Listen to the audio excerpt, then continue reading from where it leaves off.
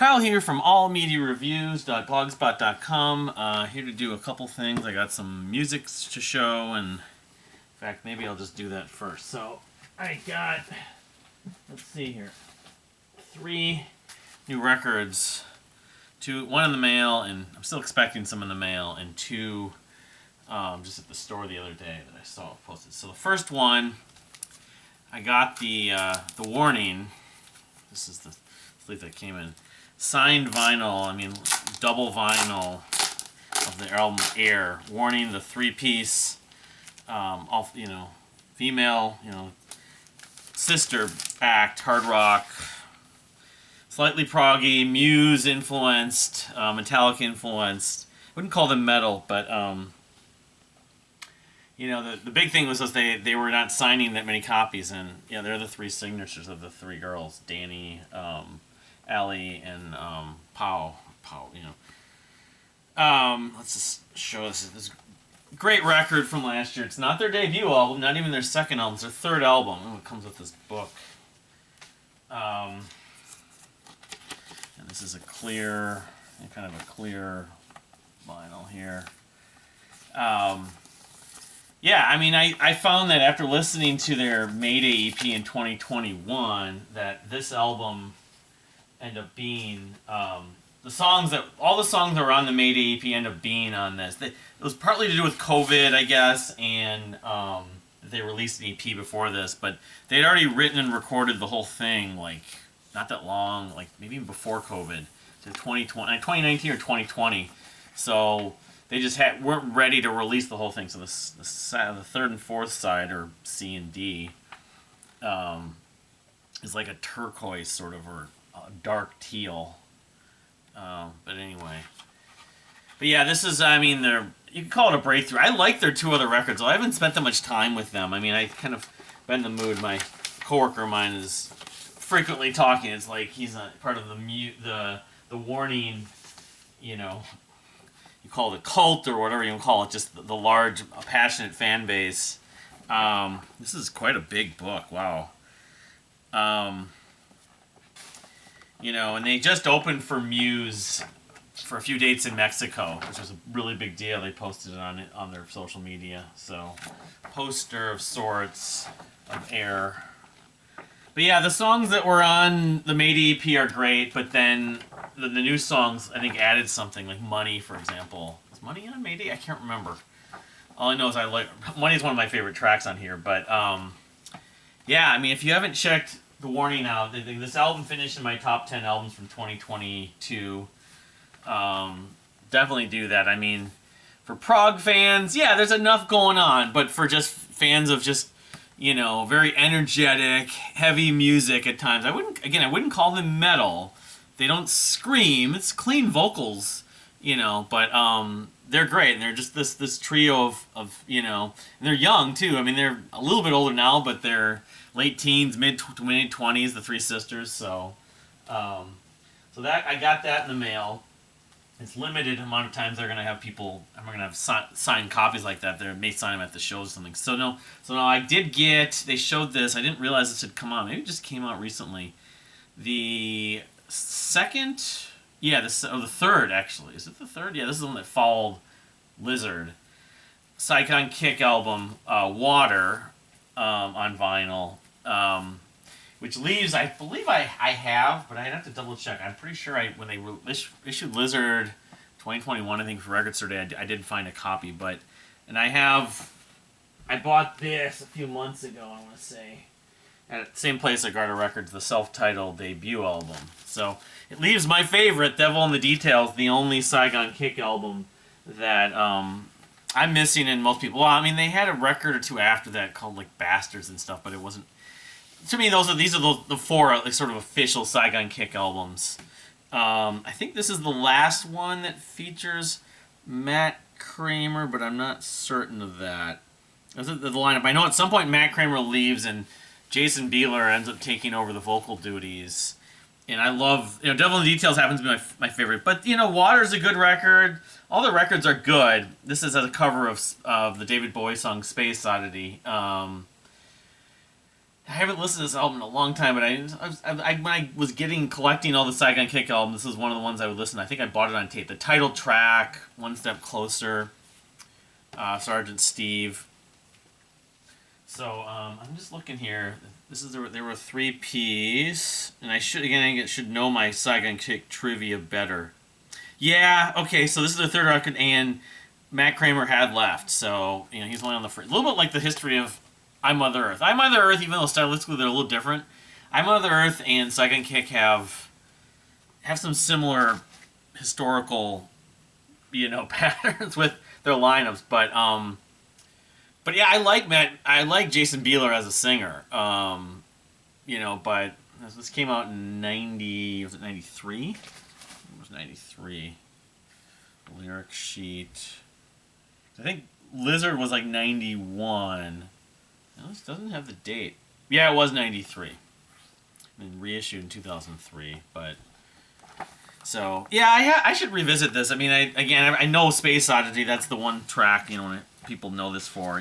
It's an interesting cover. It's not just a straight ahead. I remember when Bowie passed away, I posted it on some sites on Twitter and stuff like that, and I got a few people mentioned it, like noticed it. But yeah, just as a pretty big but not massive Saigon Kick fan. They're not prog exactly, but they had prog elements at points. They're more... Is there a download card in here or something? You could say they're more like extreme in that they're like sort of like progressive hair metal in a way, or funky hair metal. I don't know. I like their kind of blend of influences. They weren't hair. They came out after a lot of the hair metal. They were really more a product of like the grunge period, but they were still doing elements of hair metal. But not sort of just like copied. I mean, it was sort of a mixture. Anyway, Saigon Kick's Water. And then, I have a copy of this, but it's actually not an authorized version. It's a bootleg. So I picked up, I want to say a few months ago, after, like 2021, I think it was, the Mars Volta put out that box set, and it's like, well, yeah, the box set only runs $300-400 or whatever it was. It was a lot.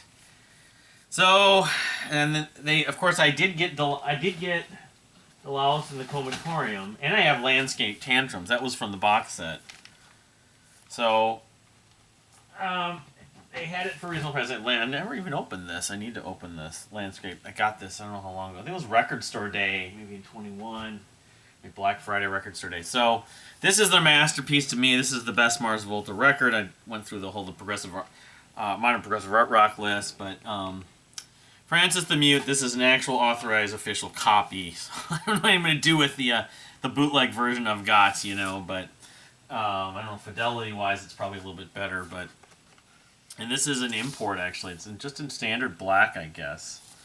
I don't know if this includes the title track, which wasn't on the standard album. Look at it, they got the alien on that side. This side has the label with some artwork and the titles. You can see. It's like the Mars Volta were kind of buzzing a little bit in 2022 with their comeback, even though I didn't really care that much for it. It was kind of just boring to me. It wasn't like terrible music. It just wasn't them doing this whole like right up here. Them doing just like, I wouldn't call it pop music. I'd call it psych pop, like very low fidelity, like nonchalant psych pop. There really wasn't. I mean, a couple of the tracks, the first opening single I liked, but so it kind of got me more into Return to the Mars Volta mentality. Let's see what the other one appears to be. Is it standard black as well? Yeah. But this is imported from Germany, I guess. But yeah. Cassandra, and then I'm thinking the last side has the title track. This is the real gem of the whole record. I mean, I love the whole record, but Cassandra, of course, is my favorite. Most people's favorites on the whole record, but Interval Patterns, the epic climax is on that piece, that whatever it is, 20 some odd minutes. I think it's like 26 minutes, 28 minutes. With the trumpets, and something like dun dun dun dun dun. his concept album, of course. Oh, it's in Spanish here. Interesting. So, yeah, I mean, it's quite the package you get with this. Is there anything? No, there's nothing else in here, but page, you know. Sorry for the lighting issues I've been having with, but yeah. So no, you don't actually get the title track, at least unless it's hidden. Anyway, maybe it is. I don't know. I have to look online. So, all right. So that's that. So I wanted to kind of update. What's this stuff here? Finished the book finally. Separated out the Marillion book. It's 10 years, you know, after it was updated, so it's like a 20-year-old book in some ways. A lot of it was written 20 years ago, and then the last from 2002 to 2012. I like the book. I mean, there's a lot of stuff I didn't know, like the fact they like opened for Queen at one point. How different members end up leaving the original lineup. A lot about John Arneson, their manager. A lot. I mean, I've been a fan for, you know, almost 30 years and barely seen his name mentioned. But I'll confess, while I've been social with Dream Theater fans, I haven't been social online that much with Marillion fans. I did join the Freaks email list, like the third incarnation or whatever it was, like in the late, like around 98, 99. I missed the boat on the campaign. You know, I was able to go to like Milwaukee for that show and that tour in 97. But my name is printed in the Anarachnophobia book, of course. You know, I mean, I guess it's hard to... maybe it's not necessarily so fair that I've read the King's X book and the Fates Warning book and now this book. And putting aside even the whole datedness, the writing, the narrative, the way it's... I didn't like this book quite as much. I still liked it. I mean, they're my favorite band. I felt like some of the writing style in those other two books worked a little bit better for me. Now, part of it is I felt weird because it was older. I felt like I was reading something from the past. And so it's like watching a documentary from 1992 right now. Well, it's fine, but it's like all this stuff's happened since then. But yeah, I mean, they mentioned Kevin Gilbert one or two times in here. I mean, that was it. Kino did a cover of Parade, which they didn't even get the information correct. There's your share of typos and a few like names that are wrong kind of thing, but I can look past it. The author's name is John Collins. I don't know what else he's written.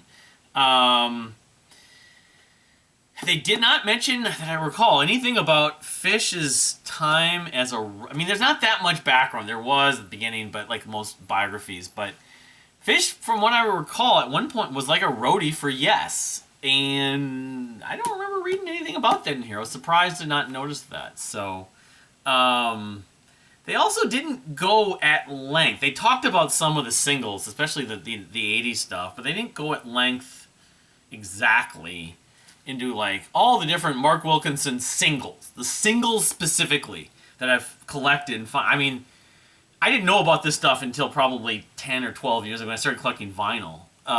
But, you know, in the 80s, it was like, among other bands, the distinct artwork, you can collect all the Marillion singles. There were so many of them, whether it would be 12 inches, picture discs, or 7 inches. And then eventually with CDs.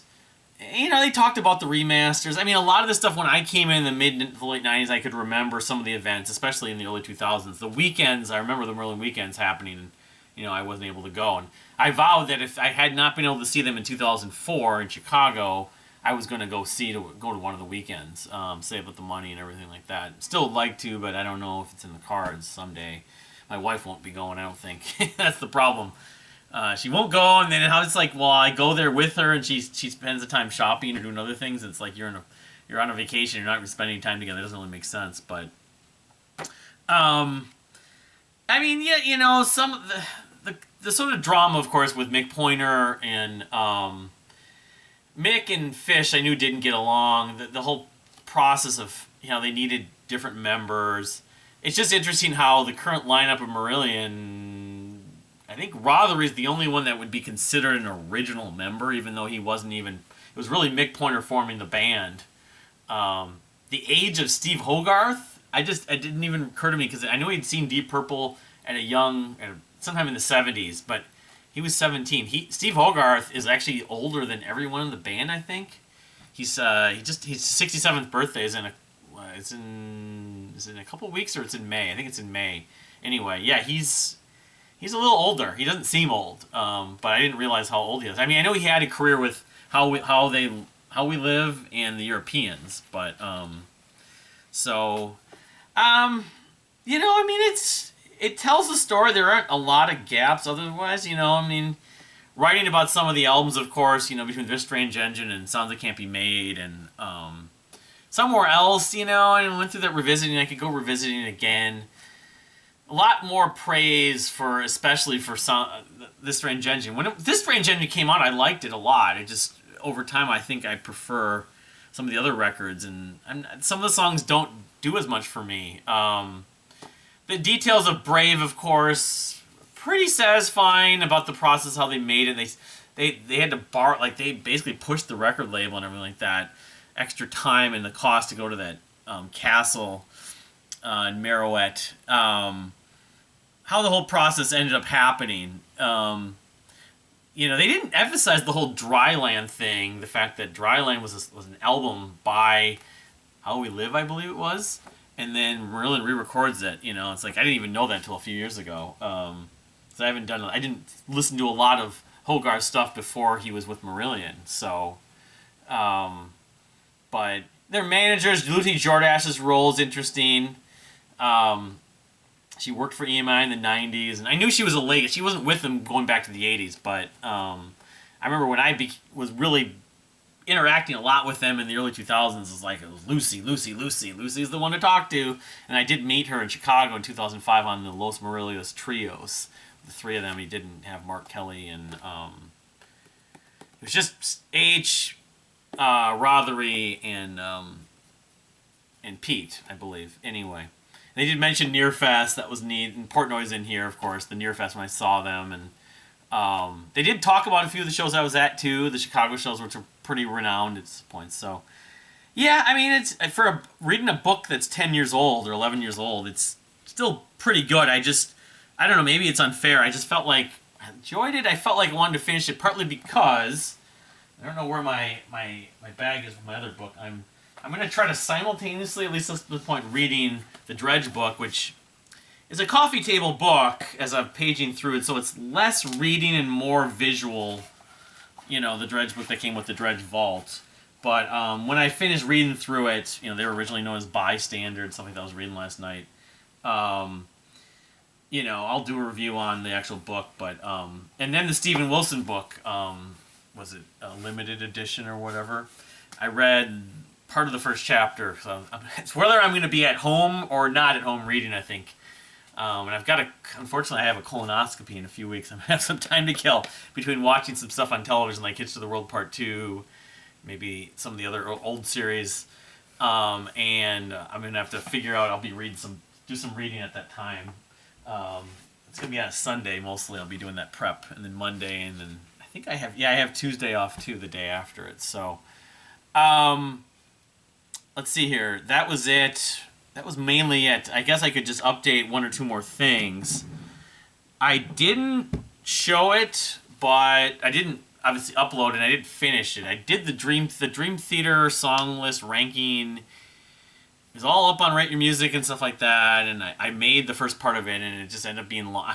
I'm thinking I want to do these in a lightning round because these long videos, these multi-part videos, just don't appeal maybe as well as they would, so...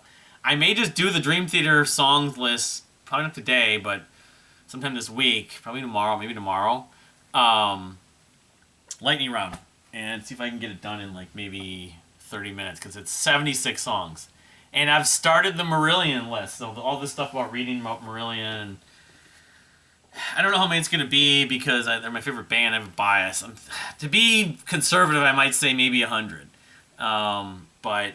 that, I don't know when it's going to come. It could be coming this week sometime if I really get attached and time to do it, or it could be sometime in the next few weeks. So, anyway, There's a couple other albums. The new Guess Who song is really good. It's only one original member left, but it's very power popish. And there's a guy that used to be in Self named something who's putting out an album this coming Friday. The single that was put up. You know, Matt Mahaffey posted about it. I'm trying to remember what the name of it was, but so that those two things are coming this week. There's a couple of things that I'm not remembering that popped up. Let's see here. I mean, he's not a guy. I didn't even, I think of Self. I think of just Matt Mahaffey, which he was mostly.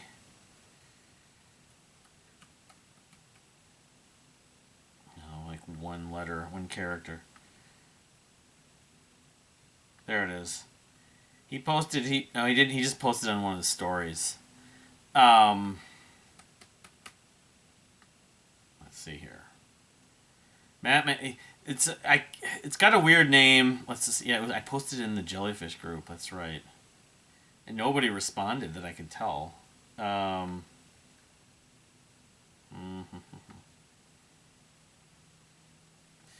doesn't want to load. But that's another album that actually. That's a way I can find out. That's coming out. That's stuff being announced here and there. The 1993 song list, of course, I still need to go back to. It's just had a lot of stuff going on, just being occupied by stuff. It's the 10th, March 10th. It doesn't say Telephone with an F, but the guy who does Telephone, he wasn't on all the Self albums, but it's kind of orchestral, kind of popish too at the same time. Yeah, Mac Burris. That name's kind of familiar from something else, but yeah. And then there's the Guess Who album is called Plain D'Amour. I don't know when it's coming out, but the first single, it's like King Something, is really good. If you like Jellyfish, you should check this out. I mean, you like the Guess Who. I like the Guess Who. So, but anyway, that's about it. I mean, probably forgetting something. Of course, I usually do, and I'll have to just follow up with it or whatever like that. But please subscribe if you haven't subscribed. Thank you for watching. We'll see you next time.